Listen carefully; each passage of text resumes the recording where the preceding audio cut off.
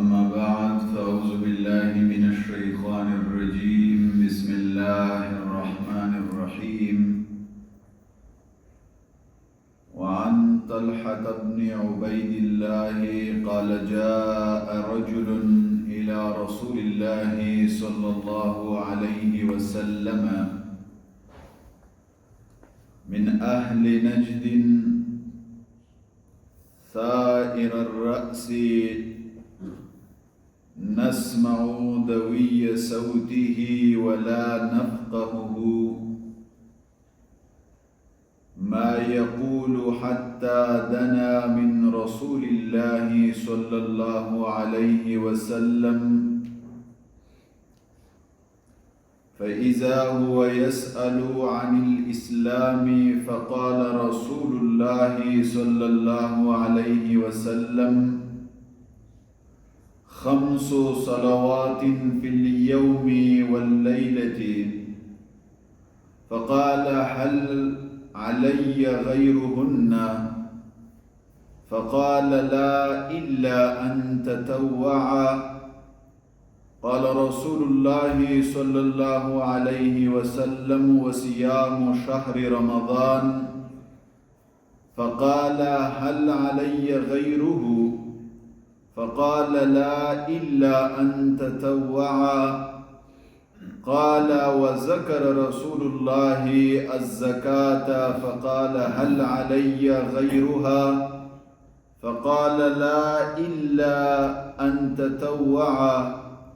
قال فأدبر الرجل وهو يقول والله لا أزيد على هذا ولا أنقص منه فقال رسول الله صلى الله عليه وسلم أفلح الرجل إن صدق متفق علیہ۔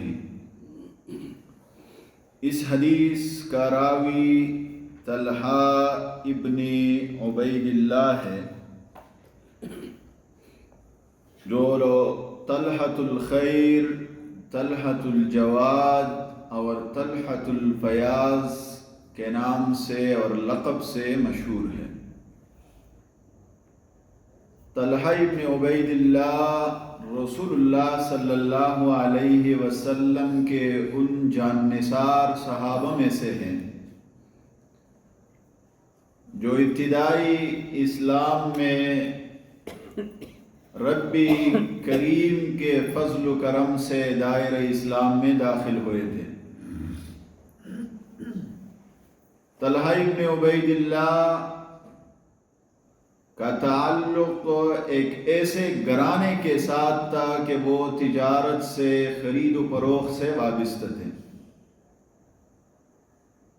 خود فرماتے ہیں کہ بصرہ کے منڈی میں ہم مال لے کے گئے تھے اور وہاں پر موجود تھے کہ ایک راہب آیا اور اس نے ندا کیا، آواز لگائی، کہا کہ آپ لوگوں میں سے کوئی مکہ سے ہے؟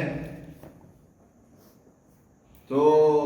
کسی نے جواب نہیں دیا، لیکن میں اور میرے ساتھ جو لوگ اس قافلے میں شامل تھے ہم نے کہا کہ ہاں ہم مکہ سے آئے ہیں۔ تو اس راہب نے کہا کہ اچھا مجھے یہ بتائے کہ احمد کا ظہور ہوا ہے؟ تو ہم نے کہا کہ ہم تو احمد نام کا کوئی شخص نہیں جانتا ہے۔ تو اس راہب نے کہا کہ احمد ابن عبداللہ ابن عبد المطلب، پورا شجر نسب اس نے بیان کیا،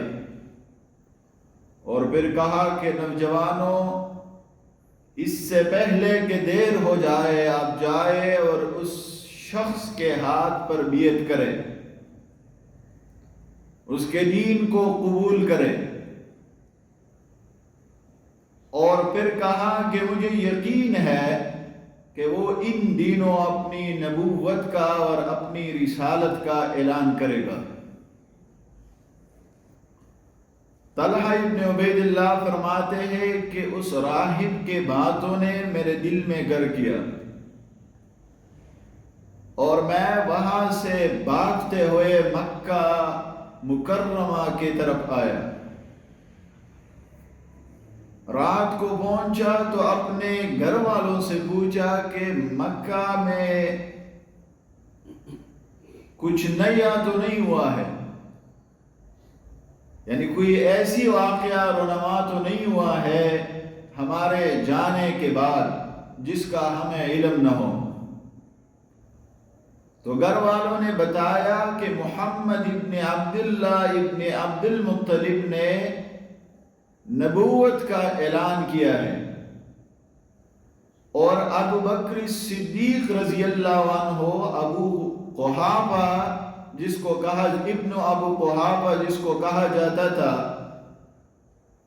کہ اس نے آپ پر ایمان لایا ہے اور آپ کے ساتھی بن گئے ہیں۔ طلحہ ابن عبید اللہ فرماتے ہیں کہ میں سیدھا ابو بکر صدیق کے پاس گیا، کیونکہ ابو بکر صدیق رضی اللہ عنہ ہمارے ساتھ مختلف تجارتی قافلوں میں گئے تھے اور مجھے آپ کی صداقت اور ایمانداری پر پورا یقین تھا۔ جب میں ابو بکر صدیق سے ملا تو ابو بکر صدیق رضی اللہ عنہ نے پورا واقعہ سنایا۔ میں نے ابو بکر سے عرض کیا کہ پہلے میرا سنیے، میں نے ایک راہب کو بصرہ کے منڈی میں یہ آواز لگاتے ہوئے سنا تھا، اور اس راہب نے ہمیں کہا تھا کہ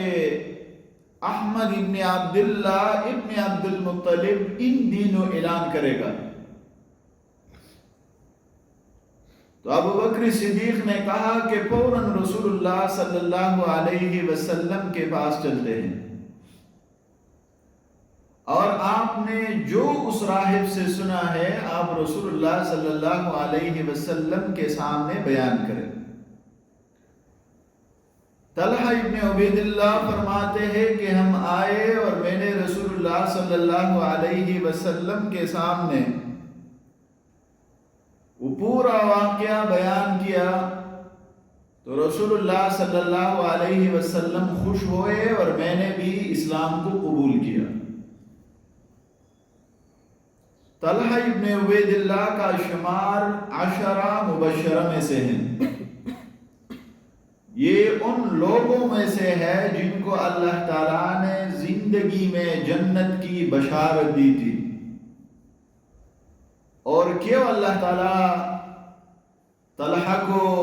جنت کی بشارت وہ نہیں دیتا تھا؟ کیونکہ رسول اللہ صلی اللہ علیہ وسلم کے ساتھ شریک جہاد تھے۔ احد کے موقع پر جب مسلمان عارضی طور پر پسپا ہو رہے تھے اور کافر رسول اللہ صلی اللہ علیہ وسلم کے طرف بڑھ رہے تھے،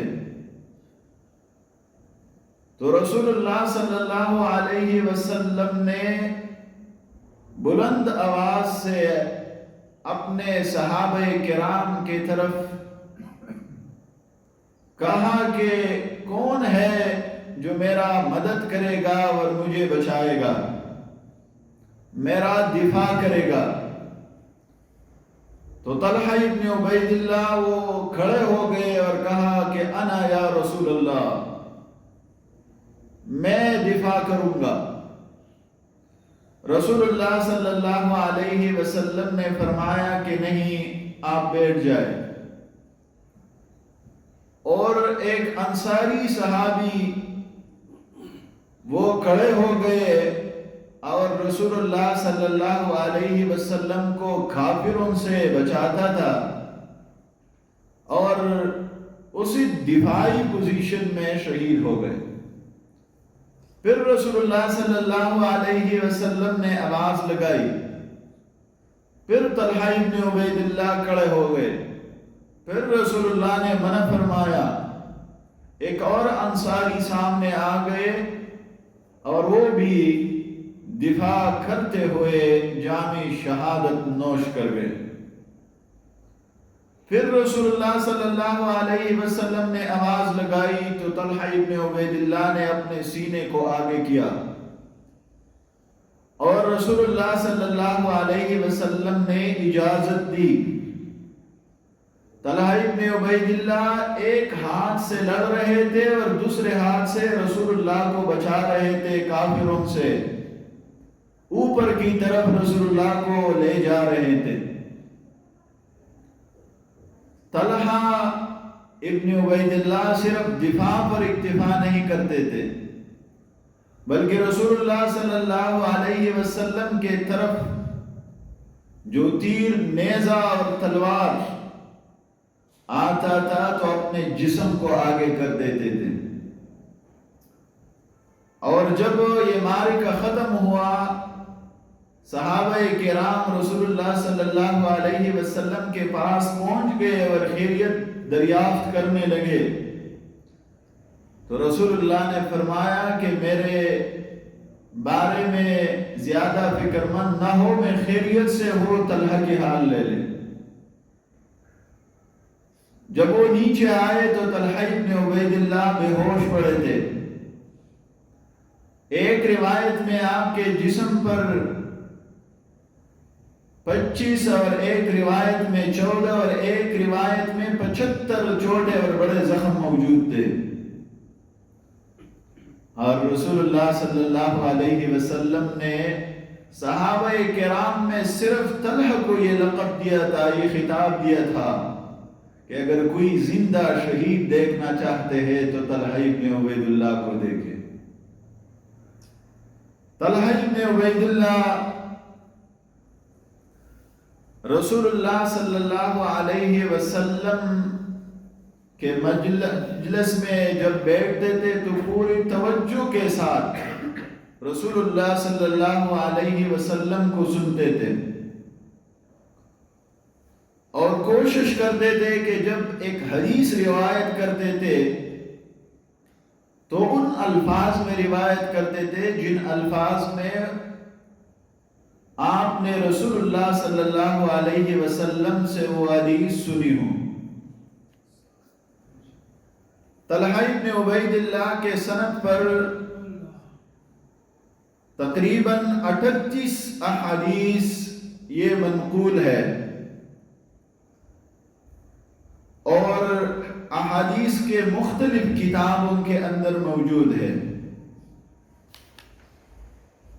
یہ حدیث بھی ان روایات میں سے ایک ہے۔ فرماتے ہیں کہ جاء رجل الى رسول اللہ صلی اللہ علیہ وسلم من اہل نجد، کہ اہل نجد میں سے ایک شخص رسول اللہ صلی اللہ علیہ وسلم کے پاس آیا۔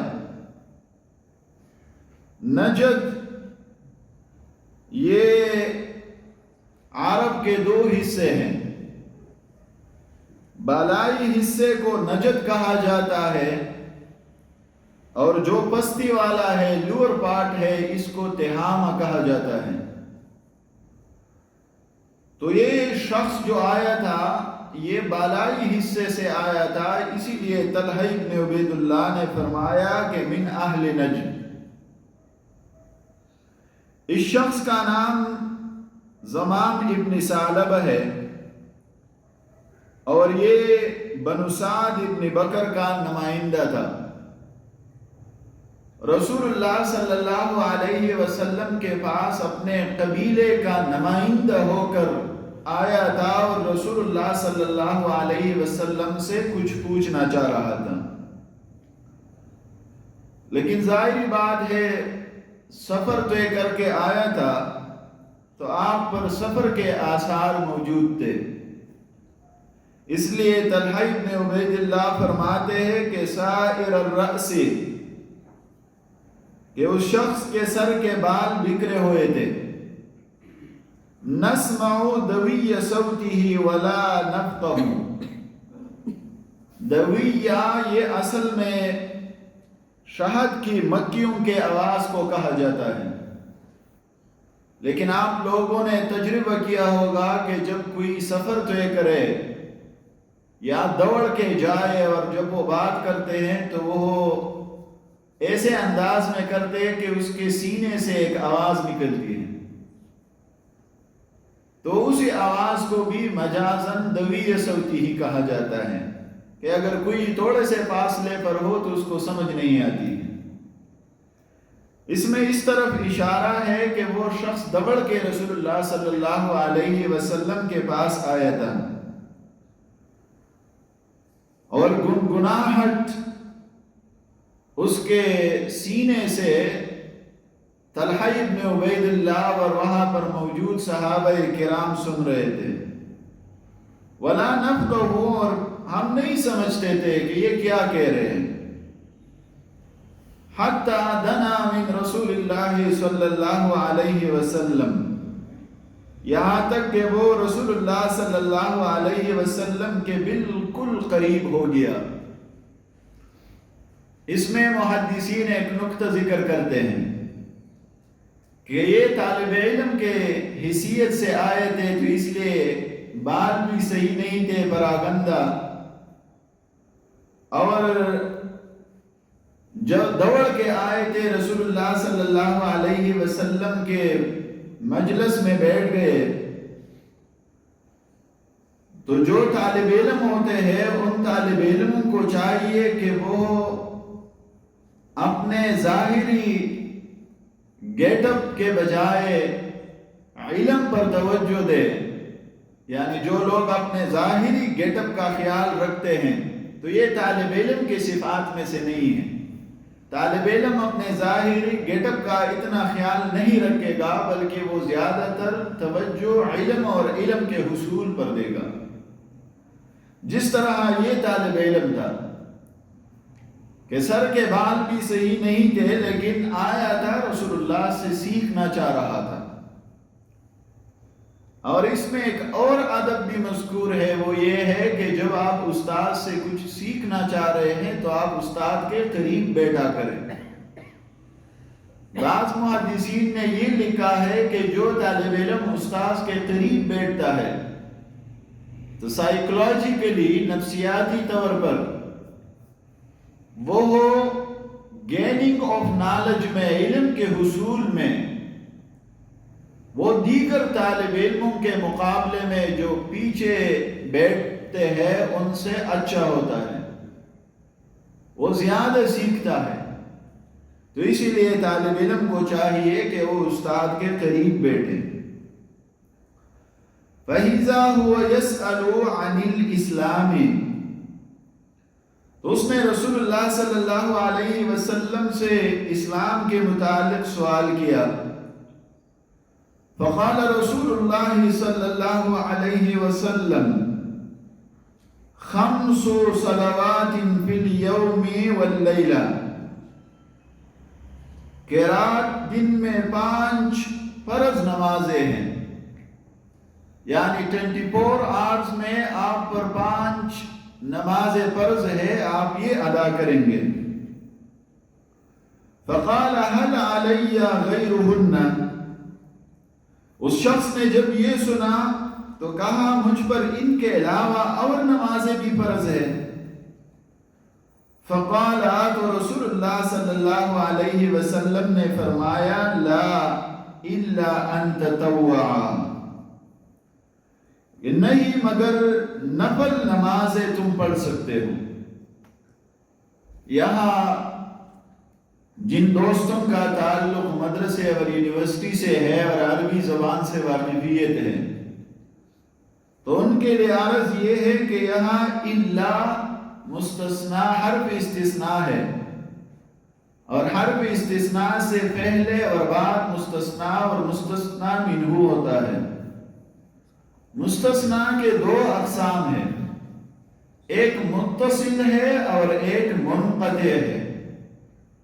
متصل کا مطلب یہ ہے کہ مستثنیٰ اور مستثنیٰ منہ کا حکم ایک ہو۔ تو اگر ہم الا ان تطوع کو مستثنیٰ متصل ڈکلیئر کرتے ہیں تو معنی یہ ہے کہ آپ فرض نماز پڑھیں گے اور نفل نماز شروع کیا اور درمیان میں چھوٹ گیا تو پھر اس کی قضا بھی آپ پر فرض ہے. یعنی جو حکم فرض نماز کا ہے تو اسی طرح لزم النفل بالشروع، نفل کا بھی وہی حکم ہے. اور اگر ہم اس کو مستثنا منقطع ڈکلیئر کرتے ہیں تو پھر مستثنا اور مستثنا منہ کا حکم ایک نہیں ہے. پھر مطلب یہ ہے کہ آپ پر 5 وقت کی نماز فرض ہے، لیکن اس کے علاوہ آپ نفل نماز اگر پڑھنا چاہیں تو پڑھ سکتے ہیں.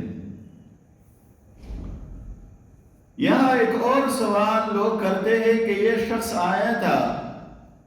اپنے قبیلے کے نمائندہ بن کر رسول اللہ صلی اللہ علیہ وسلم سے اسلام کو سیکھنا چاہ رہا تھا، لیکن رسول اللہ نے کلمہ شہادت اور کلمہ توحید کو ذکر نہیں کیا. حالانکہ اس سے پہلے حدیث میں گزر چکا ہے کہ وہاں رسول اللہ نے ارکانی اسلام کا آغاز کلمہ شہادت سے کیا تھا، اور یہاں رسول اللہ نے سیدھا نماز کے بارے میں اس شخص کو بتایا. تو اس کے 2 جوابات ہیں. ایک جواب یہ ہے کہ یہ شخص مسلمان تھا اور یہ فرض کے بارے میں پوچھنا چاہ رہا تھا، جیسا کہ بخاری کے روایت میں ہے کہ شخص نے رسول اللہ صلی اللہ علیہ وسلم سے فرمایا کہ مجھے فرض کے بارے میں بتائے، فرائض کے بارے میں بتائے. اخبرنی ماذا فرض اللہ علیہ، کہ اللہ نے مجھ پر جو فرض کیا ہے اس کے بارے میں مجھے بتائے. تو رسول اللہ صلی اللہ علیہ وسلم نے نماز سے آغاز کیا کیونکہ یہ مسلمان تھا. اور بعض محدثین یہ جواب کرتے ہیں کہ رسول اللہ صلی اللہ علیہ وسلم نے کلمہ شہادت کے بارے میں بھی اس شخص کو، زمام ابن ثعلبہ کو، جو اپنے قبیلے کا نمائندہ تھا، بتایا تھا، لیکن راوی یہاں بھول گیا ہے تو راوی نے کلمہ شہادت کو نقل نہیں کیا ہے. لیکن میرے خیال میں جو پہلا جواب ہے وہ زیادہ صحیح اور درست ہے کہ یہ مسلمان تھا،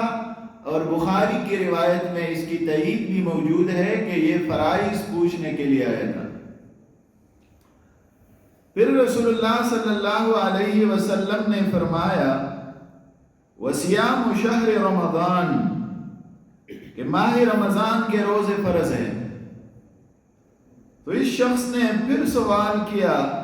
حل علی غیرہ، یا رسول اللہ میں تو رمضان کے روزوں کو رکھوں گا، لیکن روزوں کے علاوہ اور روزے بھی فرض ہے. فقال لا، تو رسول اللہ نے فرمایا نہیں، الا ان تطوع، الا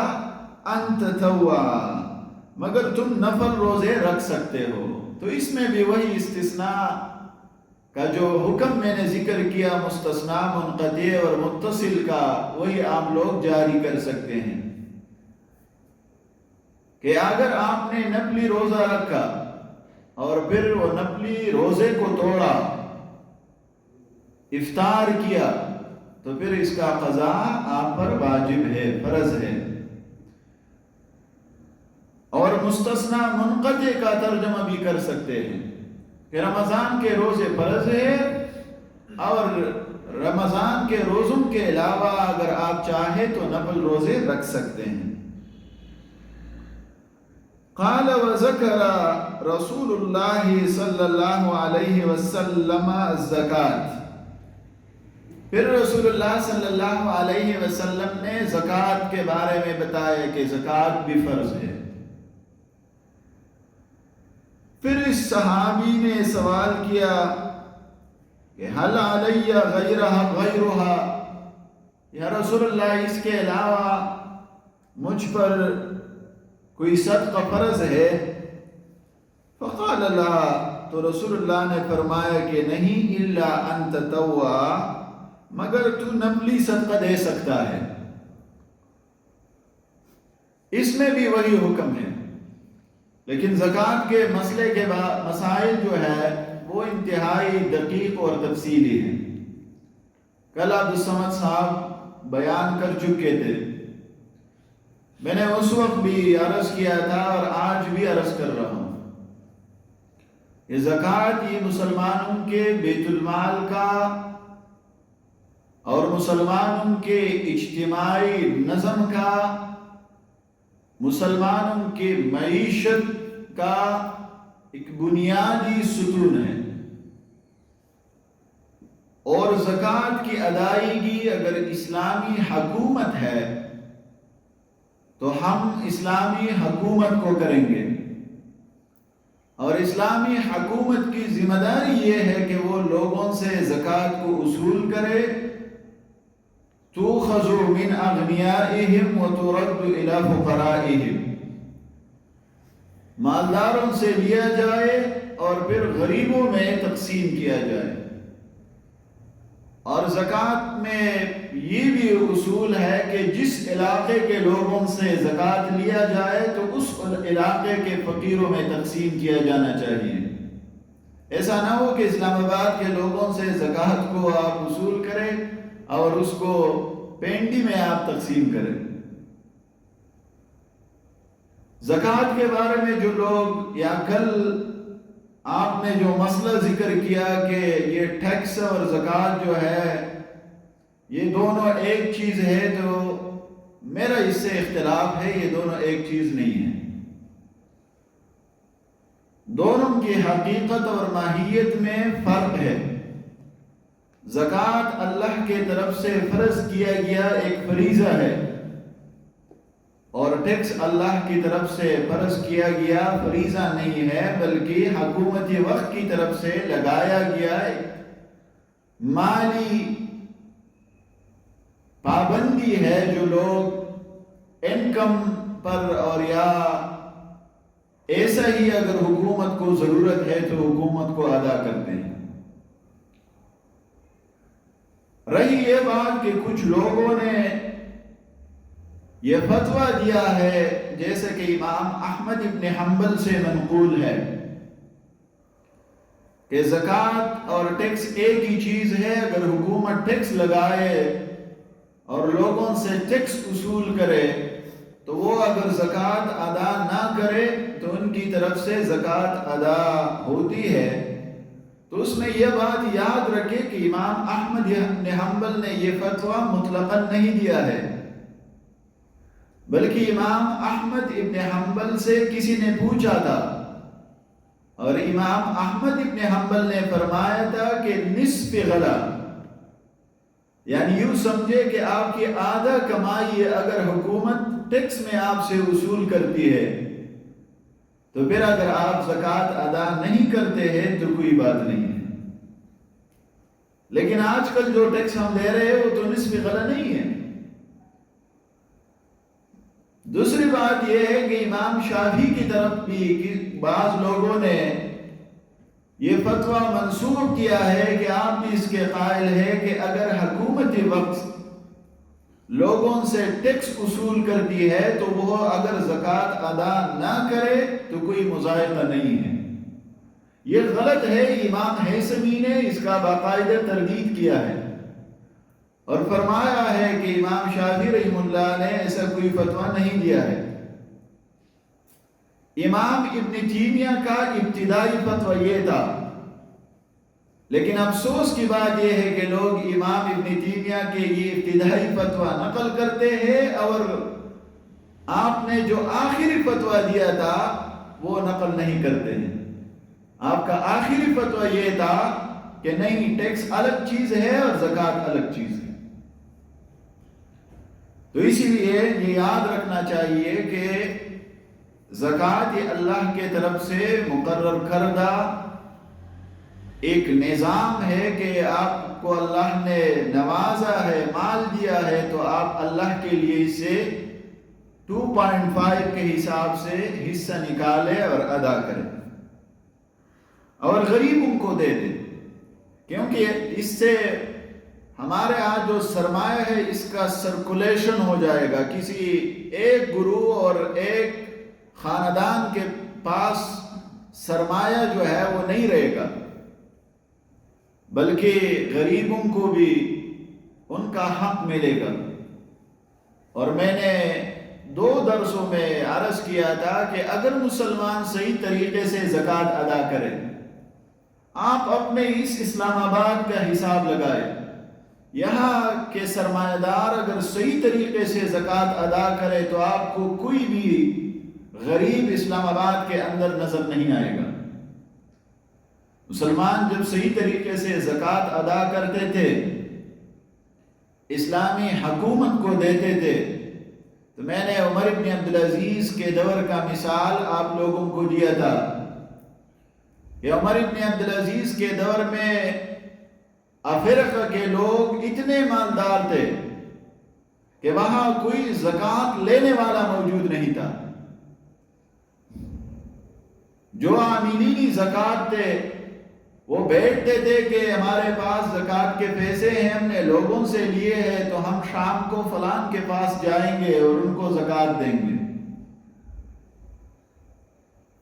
لیکن جب وہ جاتے تھے تو وہ شخص انکار کرتا تھا کہ آپ کے لوگوں کی بات درست ہے، میں غریب تھا لیکن مجھے ابھی آپ لوگوں سے تھوڑی دیر پہلے کسی نے اتنا زکوٰۃ دیا ہے کہ ابھی میں خود حیران ہوں کہ میں یہ کس کو ادا کروں گا، اس کا زکوٰۃ کس کو دوں گا۔ تو بہرحال یہ مسلمانوں کے اجتماعی نظام کا ایک بنیادی ستون ہے۔ طلحہ ابن عبید اللہ فرماتے ہیں کہ فَأَدْبَرَ الرَّجُلُ وَهُوَ يَقُولُ، وہ شخص جو رسول اللہ صلی اللہ علیہ وسلم سے سوالات کرتا تھا یہ کہتا ہوا چلا گیا، وَاللَّهِ لَا أَزِيدُ عَلَى هَذَا وَلَا أَنْقُصُ مِنْهُ، کہ اللہ کی قسم میں اس پر نہ زیادہ کروں گا نہ کم۔ تو ابھی اس پر وہی سوال جو پہلے درس میں نے عرض کیا تھا اسی حدیث پر بھی آتا ہے کہ ایک تو یہاں جہاد کے بارے میں رسول اللہ صلی اللہ علیہ وسلم نے اس شخص کے ساتھ گفتگو نہیں فرمائی، حالانکہ جہاد جو ہے وہ ذروۃ سنامہ الجہاد، مسلمانوں کے ڈیفینس سسٹم کا نام وہ جہاد ہے، اور اس کا یہاں پر ذکر ہی نہیں ہے۔ اس کا جواب یہ ہے کہ اصل میں یہ شخص فرائض کے بارے میں پوچھنے آیا تھا۔ جہاد وہ عمومی طور پر اور غالباً وہ فرض ہوتا ہے، لیکن فرضی کفایہ ہوتا ہے، فرض عین نہیں۔ اور یہاں رسول اللہ صلی اللہ علیہ وسلم نے جو احکام ذکر کیے ہیں یہ فرض عین ہے۔ اور بعض نے یہ جواب بھی دیا ہے کہ شاید اس وقت رسول اللہ صلی اللہ علیہ وسلم کا مقصود بنیادی تربیت تھا، اور جو بنیادی احکام تھے جس کی ضرورت ہمیں 24 آورز میں ہے، تو اسی لیے جہاد کا ذکر رسول اللہ صلی اللہ علیہ وسلم نے نہیں فرمایا۔ ایک اور سوال بھی ہے، وہ یہ ہے کہ اس حدیث میں حج کا ذکر بھی نہیں ہے، حالانکہ حج بھی ایک مالی اور بدنی عبادت ہے جس طرح زکوٰۃ ہے۔ تو رسول اللہ نے نماز کا، زکوٰۃ کا اور روزوں کا ذکر کیا لیکن حج کا ذکر نہیں کیا۔ تو اس کا ایک جواب یہ ہے کہ رسول اللہ صلی اللہ علیہ وسلم نے اس شخص کو دیکھا کہ وہ حلیے سے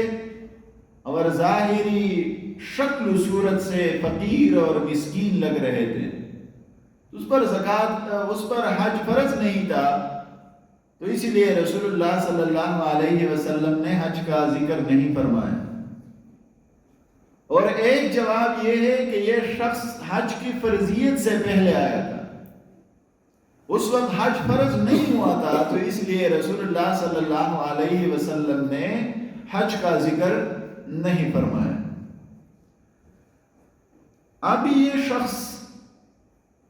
جب واپس جا رہا تھا اور کہہ رہا تھا کہ میں اس پر زیادہ کروں گا نہ کم، تو اس پر اعتراض یہ ہے کہ کمی کی بات تو درست ہے، لیکن زیادتی میں تو آپ جتنا زیادہ اعمال کریں گے اتنے آپ اللہ کے قریب ہو جائیں گے، تو یہ کیوں دونوں کی نفی کر رہا تھا؟ تو اس کا جواب بھی میں نے پچھلے درس میں دیا تھا کہ یہ عبادت کی بات نہیں کر رہا تھا، بلکہ اس پیغام کی بات کر رہا تھا کہ میں اپنے قبیلے کا ایک ریپریزنٹیٹیو ہوں، میں نے یہاں آپ سے جو میسج لیا میں اس کو بالکل ان خصوصیات کے ساتھ جو آپ نے مجھے بتائے ہیں نقل کروں گا، اور اس میں زیادتی اور نقصان نہیں کروں گا، یعنی آپ نے جو فرمایا ہے میں وہی ان لوگوں کو ڈیلیور کروں گا۔ تو رسول اللہ نے فرمایا افلح الرجل ان صدقا، کامیاب ہوا، نجات پا گیا اگر اس نے سچ کہا۔ اب اس حدیث پر جو لوگ علم حدیث کے باریکیوں سے واقف نہیں ہیں اعتراض کرتے ہیں، بھئی اس سے پہلے حدیث میں آپ لوگوں نے پڑھا کہ جب وہ شخص واپس جا رہا تھا تو رسول اللہ نے فرمایا من سرہ ان ینظر الی رجل من اہل الجنہ فلینظر الی ھذا، کہ اگر کوئی ایک جنتی کو دیکھنا پسند کرتا ہے تو وہ اس شخص کو دیکھے۔ اور یہاں پر رسول اللہ صلی اللہ علیہ وسلم ایک شرطیہ جملہ فرماتے ہیں کہ اگر یہ سچا ہے تو یہ کامیاب ہو گیا۔ تو یہ کیسے احادیث ہے، یہ کیسے صحابت ہے کہ ایک صحابی ایک بات کو نقل کرتے ہیں اور دوسرا صحابی بالکل مختلف چیز کو نقل فرماتا ہے۔ تو اس کا پہلا جواب یہ ہے کہ یہ دونوں مختلف واقعات ہیں، ایک واقعہ نہیں ہے۔ وہ ایک الگ قبیلے کا نمائندہ تھا، رسول اللہ صلی اللہ علیہ وسلم کے پاس آئے، یہ ایک الگ شخص تھا، اپنے قبیلے کا نمائندہ بن کر رسول اللہ صلی اللہ علیہ وسلم کے پاس تشریف لے آیا تھا۔ اور دوسرا جواب یہ ہے کہ اصل میں یہاں یہ روایت تھوڑا سا ناقص ہے، دوسری روایت جو ہے وہ اس کی تکمیل ہے۔ رسول اللہ کو اللہ نے بذریعہ وحی پہلے یہ بتایا، آپ کو پتہ نہیں تھا کہ اگر یہ شخص سچا ہے تو یہ نجات پا گیا، لیکن پھر اللہ نے علم دیا کہ یہ شخص سچا ہے، تو رسول اللہ نے پھر فرمایا کہ اگر کسی کو جنتی دیکھنا ہے تو یہ جو جا رہا ہے یہ۔ تو بہرحال یہ دونوں جوابات لوگ اس حدیث کا کرتے ہیں۔